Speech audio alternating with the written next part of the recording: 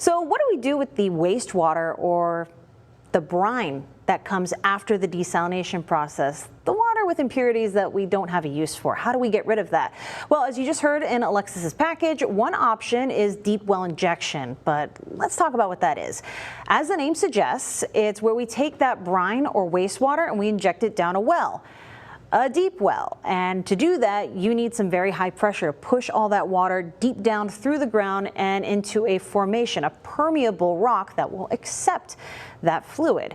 So when we say deep well injection, how deep are we talking? That's about 1,500 feet to 5,000 feet below ground. Remember, 5,280 feet is a mile, so that can be as far as almost a mile underground. That's pretty deep.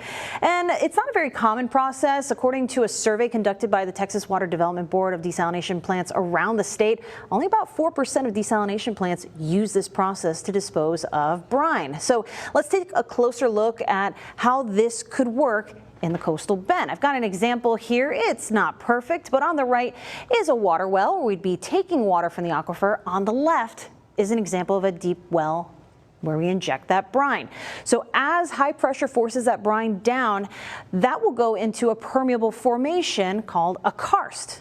Usually it's rock like limestone, but here in the coastal bend, deep down below the earth or the ground surface, we don't really have very permeable rock like limestone. Instead, we have sand. That's less permeable, so it's difficult to inject